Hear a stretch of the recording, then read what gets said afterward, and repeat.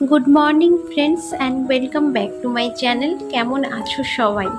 দেখছো সকাল সকাল আকাশের প্রাকৃতিক দৃশ্যটা এতটা সুন্দর যে তোমাদের সাথে না শেয়ার করে আমি আর থাকতেই পারলাম না। সেই দুর্গাপুজোর আগে যেরকম আকাশ থাকে সেম ঠিক এই একই রকম। আর দুর্গাপুজো তো হাতে গোনার মাত্র কয়টা দিন, তার আগে হবেই না কেন বলো এত সুন্দর প্রাকৃতিক দৃশ্য। তো ভাবলাম তোমাদের সাথেও একটু শেয়ার করি। আর এই যে রয়েছে দেখো আমাদের ভারতের পতাকা, তার মাথার ওপর দেখো আকাশটা। তো চলো তোমাদের সাথে গল্প করতে করতে আজকের ভিডিওটা স্টার্ট করে দিলাম।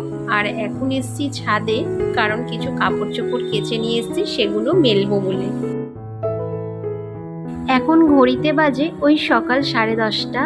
ছেলেকে স্কুল পাঠিয়ে সংসারের টুকিটাকি সমস্ত কাজকর্ম সেরে তারপরে কিন্তু আজকের ব্লগটা স্টার্ট করছি। কারণ আজকের না সকাল থেকে আর ব্লগ স্টার্ট করতে পারিনি গো। কারণ আগের দিন রাত্রে আমি যে ভিডিওটা এডিটিং করে পরের দিন মানে আজকের যে ছাড়বো সেটাই রেডি করা ছিল না। তাই ঘুম থেকে উঠে আগে ভিডিও রেডি করলাম, তারপরে সমস্ত কাজে হাত লাগিয়েছি। আর জানোই তো সংসার মানে সব দিকে তো একা হাতে সামলানো যায় না। ধরো ভিডিও স্টার্ট করব, তার সাথে আবার ছেলেকে স্কুলও পাঠাবো, ঘরের সংসারের টুকিটাকি কাজ, মানে টুকিটাকি না বেশ সকালের দিকে ভালোই কাজ থাকে, তো সেগুলো সামলে না আর পারছিলাম না জানো। তাই জন্য সকাল থেকে আর ভিডিও স্টার্ট করতে পারিনি। আর এই যে দেখো আমার সিঙ্কে 1-4টি বাসন, মানে সকালের যত বাসন টিফিন খাওয়ার তার সাথে চায়ের বাসন সব একসাথে পড়েছে। তো এগুলো এখন আমার মাজতে গিয়ে মাথায় হাত, ভাবছি যে কীভাবে মাজবো এতগুলো বাসন, কারণ আমি এত বাসন জমাই না। ওই যে বললাম সকালবেলা ভিডিও এডিটিং করছিলাম ছাড়বো বলে, মানে আপলোড করব বলে আজকেরে, তাই জন্য না এত বাসন কুসন সব জড়ো হয়ে গেছে।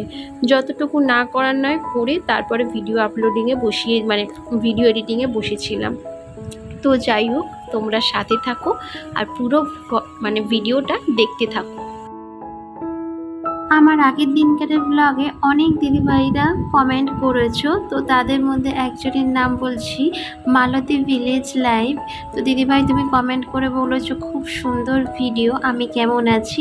তো আমি ভালো আছি দিদিভাই, তুমি কেমন আছো অবশ্যই কমেন্ট করে জানিও। তোমরা যে প্রতিদিন আমার ব্লগ দেখো, আমাকে কমেন্ট করো, তো এটাই না বন্ধুরা আমার কাছে অনেক। আমি চেষ্টা করব তোমাদের কমেন্টের রিপ্লাই প্রতিদিন দেওয়ার, আর আমি সেটা দিয়েও থাকি। তোমরা নিশ্চয়ই জানো যে যে আমার ব্লগ দেখো, কমেন্ট করো। হয়তো একটু দেরি হয় বন্ধুরা, কিন্তু সেই দিনের শেষে রাতের বেলা গিয়ে আমি সমস্ত কমেন্টের রিপ্লাই দিয়ে তারপরে কিন্তু ঘুমাই। আর এই যে দেখো এই টিফিন কারিটার আমি কিছুতেই খুলতে পারছি না, কারণ ছিল এটা ফ্রিজে, তারপরে অ্যাট লাস্ট খুললাম। এই যে কিছুটা রয়েছে মাংস, আর এতটা টাইট হয়ে গেছে মানে বরফ জমে, তাই দেখো একদম শক্ত হয়ে গেছে। এটাকে কিছুক্ষণ রেখে তারপরে রান্না করতে হবে।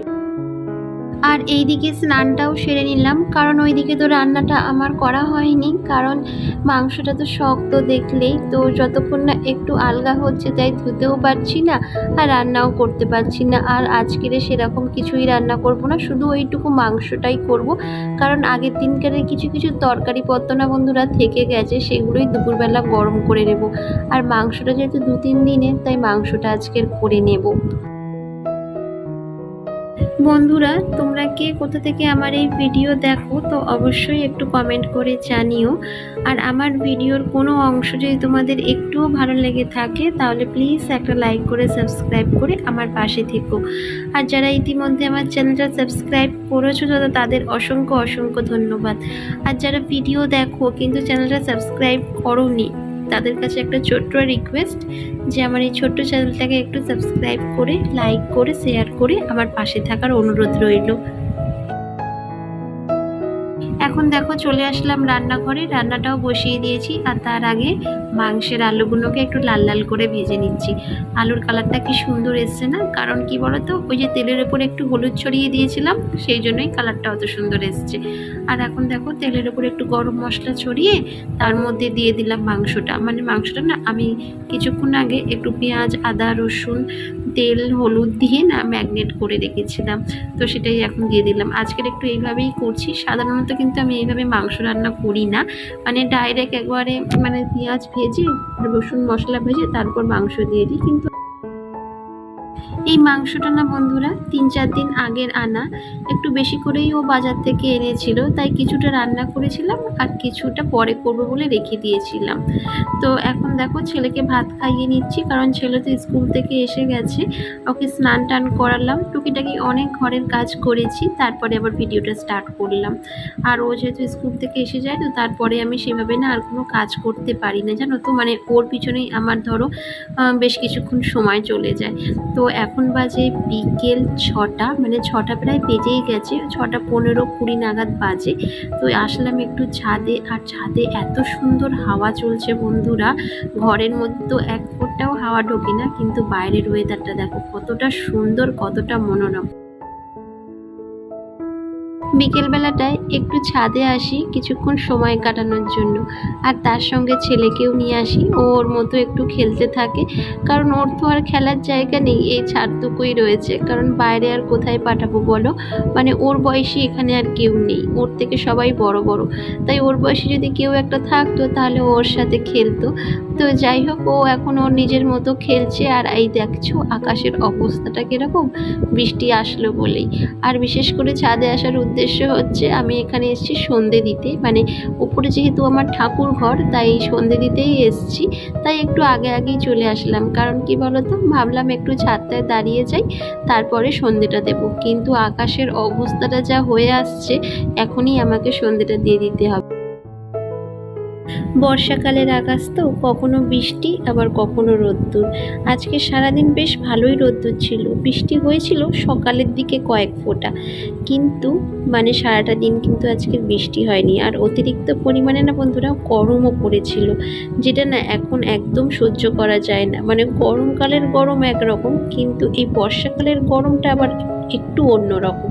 এখন দেখো চলে আসলাম ঠাকুর ঘরে, এই যে ঠাকুরকে সন্ধে দেবো বলে। তার আগে এই যে ঠাকুর ঘরটা একটু পরিষ্কার করে নিচ্ছি, কারণ ঠাকুরকে তো সকালে পুজো দেওয়া হয়েছিল, প্রসাদগুলো আর তোলা হয়নি, তাই একটু পরিষ্কার করে নিয়ে তারপরে ঠাকুরকে পুজো দেবো। সকালে পুজো দেওয়ার পর ঠাকুরের এই প্রসাদগুলো তোলা হয় না, তাই ভীষণ পরিমাণে পিঁপড়ে হয়, তাই জন্য এখন ঠাকুর ঘরটাকে পরিষ্কার করে তারপরে সন্ধে দিতে হচ্ছে। আর ঠাকুরের বাসনগুলোকে না বাইরেই রেখে আসলাম, কারণ সন্ধে দেওয়ার পর না ওগুলোকে মেজে ঘষে রাখবো, তাহলে পরের দিনে অতটাও চাপ থাকে না জানো। তোমাদের সাথে গল্প করে করে কাজ করতে প্রায় সকাল থেকে সন্ধেই হয়ে গেল। তোমাদের ব্লগ বোরিং লাগে না তো বন্ধুরা? তাহলে অবশ্যই কিন্তু কমেন্ট করে জানিও, যদি ব্লগ বোরিং লাগে তো, তাহলে চেষ্টা করব আমি নিত্য নতুন ব্লগ তোমাদের সামনে উপস্থাপনা করার। তো বন্ধুরা, আজকের ভিডিওটা এখানেই শেষ করলাম। যদি ভালো লাগে তাহলে please like, share and comment করে দিও। তো দেখা হচ্ছে আবার নেক্সট ব্লগে।